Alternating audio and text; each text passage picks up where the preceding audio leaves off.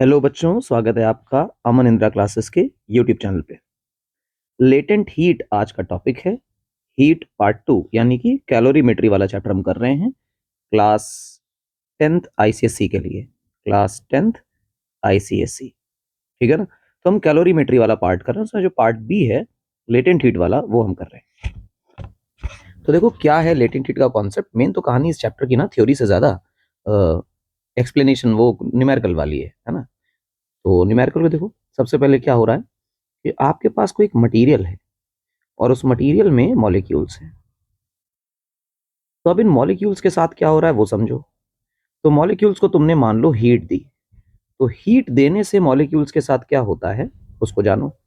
Heat देने से molecules की जो काइनेटिक एनर्जी है वो इंक्रीज होती है। तो काइनेटिक एनर्जी इंक्रीज होती है जिसके कारण से मॉलिक्यूल जोर जोर से वाइब्रेट होते हैं, इधर जाते हैं, ऊपर नीचे से वाइब्रेट करते हैं। अब ये जो ऑसिलेशन हो रहे हैं मॉलिक्यूल्स के, इसी तरह से यहां पर ये जो ऑसिलेशन हो रहे हैं मॉलिक्यूल्स के, ये बढ़ते हैं, जिसके बढ़ने से टेम्परेचर इंक्रीज होता है। और इस कारण से पिछले चैप्टर में या पिछले पार्ट में टेम्परेचर इंक्रीज हो रहा था। अब हम लोग टेम्परेचर इंक्रीज करते करते करते करते करते करते एक ऐसा वक्त आया कि काइनेटिक एनर्जी बढ़ते बढ़ते मॉलिक्यूल्स इतना जोर जोर से वाइब्रेट होने लगे, इतना दूर दूर तक वाइब्रेट होने लगे, इतना दूर दूर तक वाइब्रेट होने लगे कि इनका एम्पलीट्यूड ऑसिलेशन का इतना ज्यादा हो गया कि मॉलिक्यूल्स के बीच की दूरी सफिशिएंटली लार्ज हो गई। अब मॉलिक्यूल्स के बीच की दूरी अगर सफिशिएंटली लार्ज हो गई तो कॉमन सेंस ने कहा कि सर इतना इतना दूर अगर मॉलिक्यूल हो गए तो एक वक्त से ज्यादा दूर जाने पर तो इनके बीच के जो मॉलिक्यूलर बॉन्ड्स हैं ये टूटने लग जाएंगे। और तुम जानते हो, केमिस्ट्री में पढ़ के आए हो कि चाहे मॉलिक्यूलर बॉन्ड्स हो चाहे एटॉमिक बॉन्ड्स हो, उन्हें तोड़ने के लिए एनर्जी चाहिए।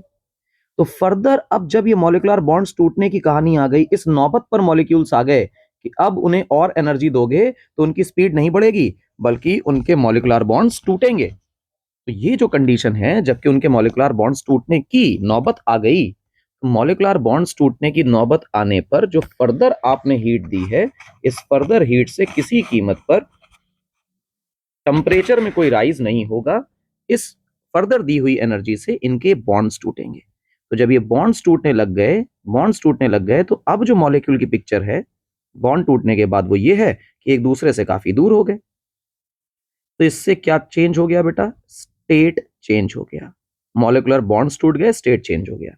स्टेट चेंज हुआ मतलब सॉलिड से हमारी बॉडी लिक्विड में आ गई या लिक्विड से हमारी बॉडी गैस में आ गई।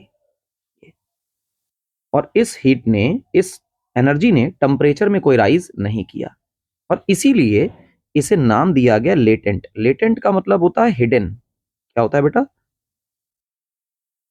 हिडन। तो छुपी हुई हीट है, क्योंकि हीट देने पर बॉडी के टेम्परेचर में चेंज नहीं आ रहा है, बॉडी का टेम्परेचर राइज नहीं कर रहा है, बॉडी गर्म होती दिखाई नहीं दे रही है, लेकिन हीट तो इस्तेमाल हो रही है स्टेट चेंज करने के लिए। तो कहा गया कि लेटेंट हीट क्या है, ये बताओ। लेटेंट हीट का मतलब है हीट यूज टू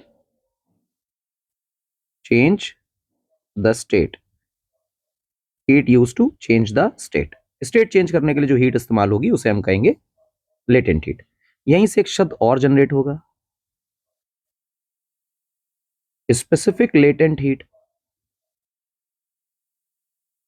ये स्पेसिफिक लेटेंट हीट क्या है वो समझो। जैसे तुमने कहा कि मान लो हम क्यू अमाउंट ऑफ हीट देके स्टेट चेंज करना चाहते हैं, तो क्या वो उसके मास पे डिपेंड करेगा? जी हाँ। अगर आपने 1 किलो पानी लिया उसे बॉईल करना चाहते हैं, आपने 10 किलो पानी लिया उसे बॉईल करना चाहते हैं, तो जब आप 10 kgs ऑफ वाटर लेंगे तो आपको बॉइलिंग करने में ज्यादा हीट देनी पड़ेगी। तो मास के डायरेक्टली प्रोपोर्शनल है। इक्वल का साइन लगाइए और एक कांस्टेंट लगाइए। ये जो कांस्टेंट एल है ये है स्पेसिफिक लेटेंट हीट, और ये जो क्यू है ये है आपके लिए बेटा लेटेंट हीट। मेरी बात समझ में आ रही है? लेटेंट हीट का मतलब टोटल हीट जिसने स्टेट चेंज कराया। स्पेसिफिक लेटेंट हीट का मतलब ये एल। अब ये एल क्या है वो समझो। एल की वैल्यू आ रही है बेटा आपके लिए क्यू अपॉन एम। क्या आ रही है? Q upon M. तो देखो ध्यान से कैसे डिफाइन करोगे। If M equal to 1 unit then L equal to Q. यानी अगर 1 यूनिट मास का स्टेट चेंज कराया जा रहा है तो जो हीट लग रही है वही स्पेसिफिक लेटेंट हीट है। तो एल की डेफिनेशन देखो क्या बनी। एल की डेफिनेशन बनी heat required to change the state of unit mass of a body. Body या मटेरियल कुछ भी लिख सकते हो, यूनिट मास के लिए जैसे स्पेसिफिक हीट कैपेसिटी थी वैसे। तो एल की वैल्यू बन गई बेटा क्यू अपॉन एम। यूनिट बनाओ, तो ऊपर बनेगा जूल, नीचे बनेगा किलोग्राम।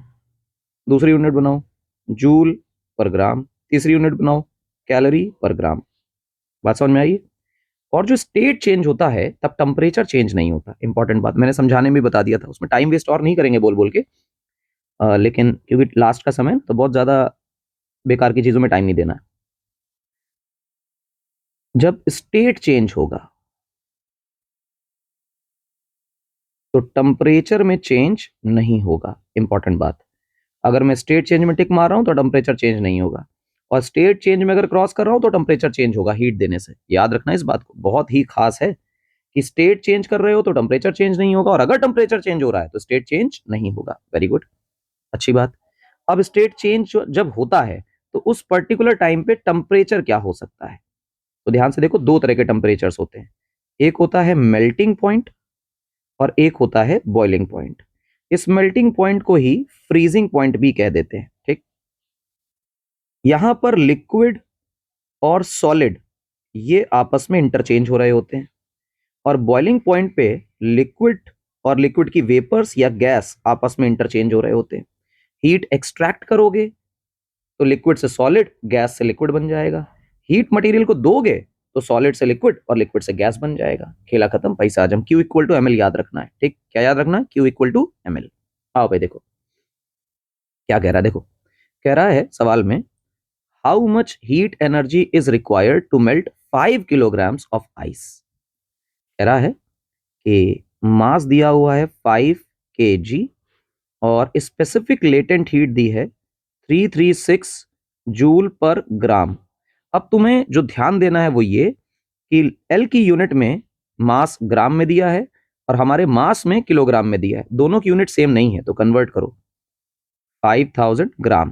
ठीक, कह रहा है कितनी हीट रिक्वायर्ड होगी, यानी कि इसे मेल्ट करने की हीट पूछ रहा है। तो क्यू की वैल्यू क्या होती है बेटा हमारे लिए? ml। एम की वैल्यू कितनी आ गई? 5000 ग्राम। एल की वैल्यू कितनी आ गई? 336 जूल पर ग्राम। ग्राम ने ग्राम को मार दिया, तो we get the answer as 336 into 5 × 10⁻³ joule. अब ये कैलकुलेशन आप मुझसे मत कराइए, घर में खुद से करिए। ठीक, क्वेश्चन ही क्वेश्चन है बेटा, क्वेश्चन के थ्रू बेहतर समझ में आ जाता है। तो मेरी इच्छा बहुत ज्यादा बोलकर बताने की नहीं है, प्रैक्टिस करके बताने की है। तो सेशन में सिर्फ प्रैक्टिस ही प्रैक्टिस। आइए साहब अगला सवाल देखते हैं। सवाल को ध्यान से पढ़ो, क्या कर रहा है। Temperature of 300 gram water at 40 degree Celsius is lowered to 0 degree Celsius. यानी मेरे पास कहीं पर 300 ग्राम वाटर था और ये था बेटे 40 डिग्री सेल्सियस पे, इसको नीचे ले गए 0 डिग्री सेल्सियस पे। ठीक है, और अभी भी वाटर ही है ये, है ना, आइस नहीं बनाया है। और ये किया कैसे इन्होंने? By adding ice to it, find the mass of ice added. ठीक है, तो मतलब इसमें कुछ आइस ऐड करी थी। एक और खास बात याद रखना, m ग्राम आइस का लिया था। क्या इन्होंने आइस का टेम्परेचर बताया? नहीं बताया। आइस का टेम्परेचर ना देने पर, आइस का टेम्परेचर ना देने पर 0 डिग्री सेल्सियस कंसीडर करो। लिख लेना कॉपी में कि जब भी कभी आइस का टेम्परेचर ना दिया हो सवाल में और कह रहा है कि आइस दी गई है 500 ग्राम, 200 ग्राम, 50 ग्राम, 40 ग्राम, तो मानकर चलना कि वो 0 डिग्री सेल्सियस पे थी। तो आइस कहां थी? 0 डिग्री सेल्सियस पे। और ये आइस पिघल गई, पिघली तो क्या बनी? 0 डिग्री सेल्सियस का वाटर बनी। बाई स्टेट चेंज होगा ना। अच्छा, अब कॉमन सेंस से ये हीट देखो, ये हॉट है और ये कोल्ड है, तो यहां से हीट इसको ट्रांसफर होगी और ये अपने मेल्टिंग पॉइंट पर है, क्योंकि पानी और का जो मेल्टिंग पॉइंट है आइस का वो 0 डिग्री सेल्सियस है, तो यहां पर स्टेट चेंज होगा। बढ़िया। फिर हम लोग कहेंगे heat given equal to heat taken, ये वाला कॉन्सेप्ट लगा देंगे। भाई साहब जब आप ये कॉन्सेप्ट लगाएंगे तो मेरे हिसाब से यहां तो टेम्परेचर चेंज हो रहा है, देखो ध्यान से। तो टेम्परेचर चेंज हो रहा है तो यूनिट फॉर्मूला लगेगा mc डेल्टा टी। यहां देखो टेम्परेचर चेंज नहीं हो रहा है, यहां स्टेट चेंज हो रहा है, इस कारण से यहां फॉर्मूला लगेगा ml। वाटर का मास 300 ग्राम दिया हुआ है तो 300, specific heat capacity of water is 4.2। देखो 40 से हम कहां पहुंच गए, 0 पे, तो टेम्परेचर का चेंज 40 का आ रहा है। मास ऑफ आइस मुझे पता नहीं, लेकिन स्पेसिफिक लेटेंट हीट 336 है, मैं यहां पे लिख देता हूं। अब जो मास ऑफ आइस है that would B 300 into 4.2 into 40 upon 336 ग्राम। ये आपका आइस का मास आ गया, समझे। वही कैलोरीमेट्री का लॉ लगाना है, एक नया फॉर्मूला आ गया है, वो है Q इक्वल टू ml। और कब काम करेगा, जब स्टेट चेंज होगा। स्टेट कब चेंज होगा, मेल्टिंग पॉइंट और फ्रीजिंग पॉइंट पे। मेल्टिंग पॉइंट कितना है, 0 डिग्री सेल्सियस वाटर के लिए, और बॉइलिंग पॉइंट कितना है, बॉइलिंग पॉइंट है 100 डिग्री सेल्सियस। खेल खत्म। सवाल पढ़िए अगला क्या है, कह रहा है कि how much boiling water at 100 degree Celsius is needed to melt 2 kilogram ice so that the mixture which is all water is at 0 degree Celsius. कह रहा है कितना वाटर चाहिए मुझे नहीं पता, लेकिन कब होना चाहिए, 100 डिग्री सेल्सियस पे होना चाहिए। और ये फाइनली कितना हो जाएगा 0 डिग्री सेल्सियस पे। सवाल में कह रहा है ऑल द मिक्सचर, जो कि पानी है और 0 डिग्री सेल्सियस पे 0 डिग्री सेल्सियस के वाटर में कन्वर्ट हो गया। और मेरे पास 2 किलोग्राम यानी कि 2000 ग्राम आइस थी। अब तुम पूछोगे सर आपने ग्राम क्यों लिखा, वे देखो ये डेटा दिया हुआ है जूल पर ग्राम में, देखो जूल पर ग्राम में डेटा दिया है। तो अगर स्पेसिफिक हीट और लेटेंट हीट में ग्राम में है तो मास भी ग्राम में लेना पड़ेगा। और क्योंकि आइस का टेम्परेचर दिया नहीं है तो वो 0 डिग्री सेल्सियस पर ही मानी जाएगी। और कह रहा है कि पूरी की पूरी आइस को मेल्ट करा दिया गया है, यानी ये मेल्ट होकर के 0 डिग्री सेल्सियस पर ही रहेगी, पर आइस से क्या बन जाएगी बेटा, वाटर बन जाएगी। बहुत बढ़िया। यानी इस आदमी ने हीट दी है और आइस ने हीट ली है। यहां टेम्परेचर चेंज हो रहा है, इस वजह से MC डेल्टा टी लगाओगे। यहाँ स्टेट चेंज हो रहा है, यानी यहाँ पे ML लगाओगे। खेल खत्म, पैसा जम इतना ही है ये, है ना। तो लगाओ भैया क्या, MC delta T equal to ML। Water का मास कितना है वो हमें नहीं पता। स्पेसिफिक हीट कैपेसिटी 4.2 है। 100 पे थे, 0 पे पहुंच गए, तो जो हमारे लिए टेम्परेचर का चेंज है वो 100 है। आइस का मास 2000 है, ग्राम में लिख रहा हूं, और स्पेसिफिक लेटेंट हीट 336 है। तो वाटर का जो मास निकल कर आएगा that would be 2000 into 336 whole divided by 4.2 into 100। Gram में आंसर आ रहा है, ठीक। ये हमारे लिए आंसर आ गया। अब इस बात को आपको पता होना चाहिए साहब, है ना। देख लीजिए, समझ लीजिए कैसे करना है, और फिर प्रैक्टिस करिए इसको जम के। मुश्किल नहीं है, आसान है। अच्छा, अगला सवाल देखो। अगला सवाल ये है, अब इस सवाल में क्या कह रहा है, कह रहा है कि heat energy is supplied at a constant rate. अब ये जो रेट शब्द लिखा है, एनर्जी का रेट यानी कि एनर्जी अपॉन टाइम, अबे ये तो पावर होती है। तो इसका मतलब कांस्टेंट रेट लिखा है, यानी जो पावर दी हुई है वो है कांस्टेंट। तो हमने कहा ठीक है, पावर कांस्टेंट है, बढ़िया बात। आगे क्या कह रहा है, आगे कह रहा है कि 400 ग्राम आइस को दी जा रही, जो आइस 0 डिग्री सेल्सियस पे थी। 0 डिग्री सेल्सियस मेल्टिंग पॉइंट होता है।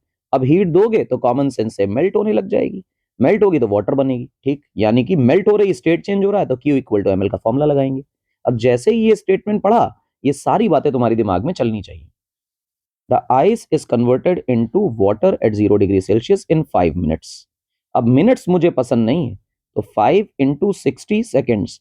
अब तुम कहोगे सर ये क्यों कर रहे हो, अरे यार पावर जो होती है ना वो तुम्हें वॉट में लिखकर मिलती है, और वॉट का फॉर्मूला होता है जूल अपॉन सेकंड। तो जब तुम्हारे पावर में छुपा हुआ है सेकंड, तो टाइम को मिनट में कैसे ले लोगे, टाइम भी किस में लेना पड़ेगा, सेकंड में। कह रहा है how much time will be required to raise the temperature of water from 0 to 100। अगर यही पावर मेंटेन रही तो 0 से 100 ले जाने में कितना और टाइम लग जाएगा। तो हमने कहा ठीक, कोई दिक्कत नहीं। सबसे पहले सवाल में उसने कहा कि मास ऑफ आइस जो है वो 400 ग्राम है। हमने कहा ओके, और वो 0 डिग्री सेल्सियस पे, और वो पूरी की पूरी पिघल कर 0 डिग्री सेल्सियस के वाटर में कन्वर्ट हो जाती है, यानी यहाँ पे स्टेट चेंज होने का खेल है। अच्छा, तो जो समय लग रहा है वो 5 मिनट का था, मैंने 60 से मल्टीप्लाई करके उसको 300 सेकेंड कर दिया। तुमने कहा ठीक है। अब कहानी ये है कि Q इक्वल टू ML का फॉर्मूला लगाना है, क्योंकि स्टेट चेंज हो रहा है इसलिए ध्यान रखकर Q इक्वल टू ML लगाना है। मास कितना है बेटा, 400, L की वैल्यू 336। ये मेरे लिए आ गई बेटा हीट। क्या आ गई, हीट। बहुत बढ़िया। अब पावर का फॉर्मूला क्या होता है? पावर का फॉर्मूला होता है हीट अपॉन टाइम। ठीक, बढ़िया है। तो मैं अगर कहूं पावर तो तुम कहोगे हीट अपॉन टाइम। हीट हमने कितनी निकाली? 400 इंटू 336, और टाइम कितना है मेरे पास? 300 सेकेंड्स का। तो वॉट में पावर आ गई कि नहीं आ गई? आ गई। 2 जीरो से 2 जीरो काट दो, इससे काटोगे तो 1 1 2 हो जाएगा। तो power comes out to be 4 into 112 watt. साहब इतनी वॉट पावर है, और ये पावर जो है वो कांस्टेंट है, बदल नहीं रही। अब सवाल में आगे कहा है कि अगर इतनी ही पावर हो तो सेम वही 400 ग्राम जो वाटर हमारे पास बनकर आया था 0 डिग्री सेल्सियस पे, उसे पहुंचाना है 100 डिग्री सेल्सियस पे। अब यहां पर देखोगे कि टेम्परेचर चेंज हो रहा है, तो टाइम कितना लगेगा? तो हमने कहा 1 मिनट रुको, हीट कितनी होगी वो बताते हैं। Q equal to M C delta T. तुम्हें समझ में एम सी डेल्टा टी क्यों लगाया? क्योंकि स्टेट नहीं, टेम्परेचर चेंज हो रहा है। मास कितना है बेटा? 400। वाटर के सी की वैल्यू 4.2। जीरो से कहां पहुंचा रहे हो पानी को? 100 पे, तो हमने कहा 100 पे पहुंचा दो। क्या जूल में आंसर आया कि नहीं आया क्यू का? फिर तुम कहोगे पावर का फॉर्मूला होता है हीट अपॉन टाइम। यहीं से देखोगे कि टाइम का फॉर्मूला आएगा हीट अपॉन पावर। आएगा कि नहीं आएगा? इस बार कितनी हीट यूज हो रही वो पता है हमें, हाँ। और पावर तो कांस्टेंट हमें पहले ही निकाल ली थी हमने। तो जो नया टाइम आने वाला है that would B heat upon power. Heat हमने निकाली है 400 इंटू 4.2 इंटू 100 अपॉन पावर हमारे पास ऊपर लिखी है दैट इज 4 into 112 सेकेंड्स में आंसर आएगा। इसे सॉल्व कर लीजिएगा, you will get your answer. ठीक है, एकदम सस्ता। आगे देखो बेटा क्या है, कह रहा है अगले सवाल में calculate the power of an electric heater required to melt 1 kilogram of ice at 0 degree Celsius. यानी कह रहा है कि पावर कैलकुलेट करो, यानी जो चीज वो पूछ रहा है वो है पावर। ठीक, जो 1 किलोग्राम आइस को, यानी कि 1000 ग्राम ऑफ आइस को, जो 0 डिग्री सेल्सियस पर है आइस है, उसको मेल्ट कर देती है। ठीक है, हमने कहा ठीक है मेल्ट कर देगी। मेल्ट करके पहुंचाएगी कहाँ? 0 डिग्री सेल्सियस के वाटर पे पहुंचाएगी। ठीक है, उसके बाद उसने कहा कि एफिशिएंसी जो है वो 40% है, यानी ये हीटर जितनी एनर्जी खाता है उसका सिर्फ 40% ही हीट में कन्वर्ट करता है और वो आइस को पिघलाता है। तो हमने कहा ठीक है, एकदम सिंपल है, ध्यान सुनो। कितनी हीट चाहिए आइस के लिए? वो है Q equal to M L. M कितना है बेटा? 1000। एल कितना है बेटा? 336।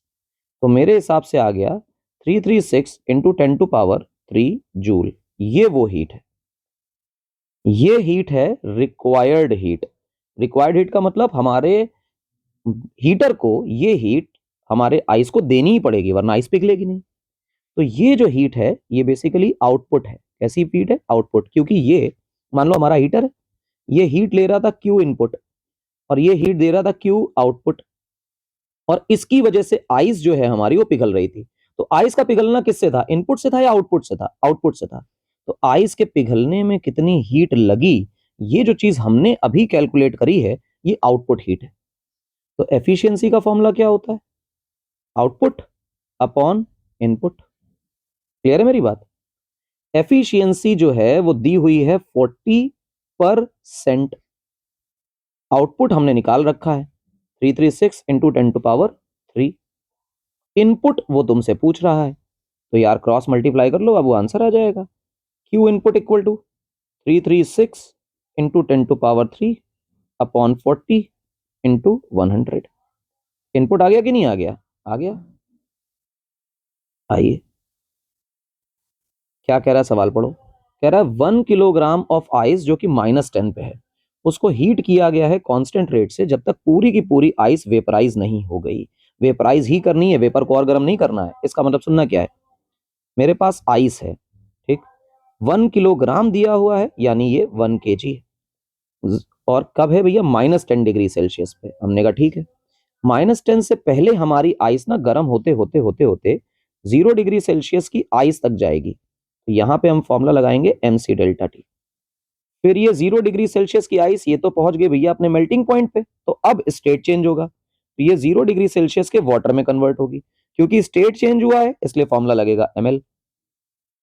अब 0 डिग्री सेल्सियस का जो वाटर है ये 100 डिग्री सेल्सियस के वाटर में कन्वर्ट होगा, तो यहां लगेगा बेटा क्या? M C delta T. अब जो 100 डिग्री सेल्सियस है ये बॉइलिंग पॉइंट है, यानी फिर से स्टेट चेंज होगा। तो ये पूरा का पूरा 100 डिग्री सेल्सियस की स्टीम में कन्वर्ट हो गया।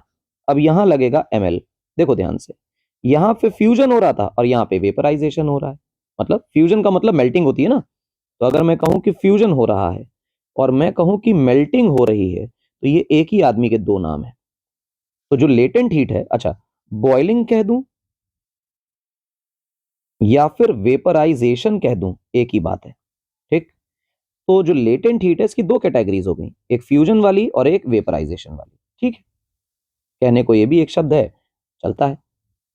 अब अगर मैं कहूं कि टोटल हीट कितनी रिक्वायर्ड है, तो टोटल हीट रिक्वायर्ड है ये Q1, ये वाली Q2, ये वाली Q3 और ये वाली Q4। यही तो रिक्वायर्ड है। तो हम लोग लिख लेते हैं Q1 plus Q2 plus Q3 plus Q4। बोलो क्लियर है मेरी बात? जी हाँ। आगे आते हैं, ध्यान से देखो। Q1 जो है वो आइस के लिए है, यानी कितनी आइस थी हमारे पास? 1 किलोग्राम। 1 किलोग्राम आइस, देखो ध्यान से लिखता हूं, mass into C of ice, और कहां से कहां गए हो? 10 से 0 पर, यानी कि डेल्टा टी 10 का है। Q2 देखो ml है, मास तो वही है m, और लेटेंट हीट ऑफ फ्यूजन यानी आइस के लिए, फ्यूजन के लिए वैल्यू दी हुई है 336 इंटू 10⁻3। तो हमने 336 इंटू 10⁻3 लिख लिया, प्लस Q3 देखो mc डेल्टा टी, यहां भी वाटर यहां भी वाटर, तो इसका मतलब यहां फॉर्मूला लगेगा एम सी। सी किसका? वाटर का। 0 डिग्री सेल्सियस पे तुम थे और 100 पे ले गए, तो डेल्टा टी कितने का आया बेटा? 100 का आया, प्लस अगर तुम देखो यहां से यहां गए तो वाटर से स्टीम में चले गए, यानी स्टेट चेंज हुआ। m into latent heat of vaporization, यानी वेपर बना। तो लेटेंट हीट ऑफ स्टीम कितना दिया है? 2268 10⁻3। तो लिख लेते हैं 2268 इंटू 10⁻3। यही सम करना है साहब। आप देखिए ध्यान से, इस मास की जगह पे हम लोग 1 किलोग्राम रख देते हैं, और जब आइस की स्पेसिफिक हीट लिखोगे तो 2100 लिखोगे, प्लस मास तो इतना ही है 336 इंटू 10⁻3, प्लस मास तो एक ही है, और वाटर की स्पेसिफिक हीट आप 4200 लिखोगे, मास तो एक ही है 2268 10⁻3 जूल में आंसर। आपको बेटा बस करना क्या है कि ये जो मल्टीप्लिकेशन और एडिशन लिखा हुआ है, इस लीनियर इक्वेशन को सॉल्व कर लेना है। ठीक, सिंपल है यार, बॉड मास लगाओ, सॉल्व करो। कॉन्सेप्ट ये था जो मैंने तुम्हें बताया। चलो अगला देखो, ध्यान से देखो। अगला सवाल क्या है? एक क्यूब है आइस का, उसका मास 30 ग्राम है 0 डिग्री सेल्सियस पे। उसको 200 ग्राम पानी में डाला गया जो कि 30 डिग्री सेल्सियस पे था। कह रहा है फाइनल टेम्परेचर बताओ जब सारी की सारी आइस मेल्ट हो चुकी है। तो हमने कहा कोई दिक्कत की बात नहीं, ध्यान से सुनो। कह रहा है कि हमारे पास आइस है, 30 ग्राम है, 0 डिग्री सेल्सियस पे है। मेरे पास 200 ग्राम वाटर है और वो 30 डिग्री सेल्सियस पे है। तो कह रहा है calculate the final temperature. Final temperature निकालना है। फाइनल टेम्परेचर का मतलब ये है कि ये पूरा मेल्ट होगा, 0 डिग्री सेल्सियस का वाटर बनेगा। उसके बाद हो सकता है कि किसी टी डिग्री सेल्सियस के वाटर तक पहुंच जाए। अगर ये टी पर पहुंचा है तो फिर हमारे वाले वाटर को भी टी डिग्री सेल्सियस के वाटर पे ही पहुंचना पड़ेगा, क्योंकि जब तक दोनों का टेम्परेचर बराबर नहीं हो जाता तब तक हीट एक्सचेंज होती रहेगी। तो फाइनली ऐसा होता है कि अगर मिक्सचर स्टेबल हो गया तो फिर सारे कंपोनेंट्स का टेम्परेचर क्या हो जाता है? सेम। ठीक है, अगर ये बात तुमको चमकी है तो कुछ और मत करो, पहले इस आदमी को 0 डिग्री सेल्सियस के वाटर में कन्वर्ट करो, क्योंकि 0 डिग्री सेल्सियस पे आइस है और आइस का ये मेल्टिंग पॉइंट है, और मेल्टिंग पॉइंट पे सिर्फ स्टेट चेंज होता है, टेम्परेचर चेंज नहीं होता। और इसके बाद फाइनल टेम्परेचर हमें नहीं पता कितना, तो टी फाइनल डिग्री सेल्सियस के वाटर में कन्वर्ट हो गया। समझे मेरी बात? तो यहां पे क्या चेंज हो रहा है बेटा? टेम्परेचर। अब ये कितना टेम्परेचर है इसकी हमें कोई जानकारी ही नहीं, इसके में कोई जानकारी नहीं। लेकिन इंपॉर्टेंट है कि अगर हमें कोई जानकारी नहीं भी है तो ये तो कह रहा ना कि फाइनल टेम्परेचर निकालो, इसका मतलब कोई ना कोई फाइनल टेम्परेचर आया होगा। कितना आया होगा नहीं पता, तो हम मान लेते हैं कि कुछ आया है। अब ये तय हो जाता है कि जो हमारा पानी है 30 डिग्री सेल्सियस वाला, वो भी टी डिग्री सेल्सियस के वाटर में कन्वर्ट हुआ होगा, क्योंकि अगर नहीं हुआ और टेम्परेचर बराबर नहीं हुआ तो हीट एक्सचेंज होती रहेगी। तो इसने हीट दी, इसने हीट ली। ध्यान से देखो, जब स्टेट चेंज हो रहा था तो ml लगाओगे, यहां लगाओगे mc डेल्टा टी, और यहाँ टेम्परेचर ही चेंज हो रहा है इसलिए mc डेल्टा टी। इनका सम इसके बराबर। लास्ट क्लास में हम लोगों ने कैलोरीमेट्री तो पढ़ी थी, लॉ तो पढ़ा ही था कैलोरीमेट्री वाला। तो लिखेंगे ml plus mc delta T ice वाले पार्ट के लिए equal to mc delta T water वाले पार्ट के लिए। मास ऑफ आइस कितना है 30, लेटेंट हीट कितनी है 336, प्लस मास ऑफ आइस कितना है 30। ठीक है, अब देखो ध्यान से, जब इसका टेम्परेचर चेंज हो रहा है उस वक्त ये वाटर से वाटर में जा रहा है, यानी आइस बचा ही नहीं, तो यहां जो स्पेसिफिक हीट है वो 4.2 यानी वाटर की यूज होगी। तो आपने 4.2 लगाया। ध्यान सुनना मेरी बात, मैं कह रहा हूं कि जब ये वाटर से वाटर में जा रहा है तो जो टेम्परेचर है वो चेंज हो रहा है। अच्छा, वाटर से वाटर में जा रहा है ना, तो आइस का तो कोई कॉन्सेप्ट ही नहीं है, आइस तो यहां तक था। तो यहां पर जो स्पेसिफिक हीट यूज होगी वो वाटर की यूज होगी। अब जीरो से कहां पहुंचे, टी पर, तो डेल्टा टी कितना है बेटा, टी फाइनल।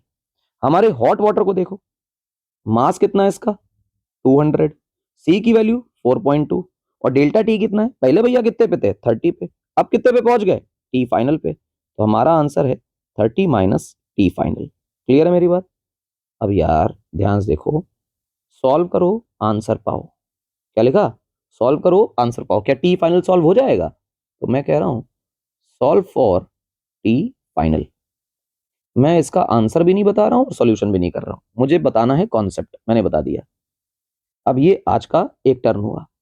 इसके अगले टर्न पे, अगले पार्ट में हम लोग इसके और सवाल करेंगे। इससे बहुत सारे क्वेश्चन स्लाइड्स में लगे हुए हैं, लाइन से आप देख सकते हैं, बहुत क्वेश्चन, पूरी पूरी एक्सरसाइज, एक एक क्वेश्चन, एग्जाम्पल्स और एक्सरसाइज हम यहाँ सॉल्व करेंगे लेक्चर में। ठीक, तो ये जो क्वेश्चन आज कराए इनको सॉल्व कर लीजिए, इनको सॉल्व करके थोड़ा कॉन्फिडेंस बढ़ा लीजिए, और उसके बाद नेक्स्ट क्लास में हम लोग इसको और आगे बढ़ाएंगे और सारे क्वेश्चन करेंगे। तब तक मिलते रहेंगे और क्वेश्चन करते रहेंगे। ये सारे कर लीजिएगा, नेक्स्ट क्लास में मिलेंगे, कंप्लीट करेंगे चैप्टर को। ठीक है।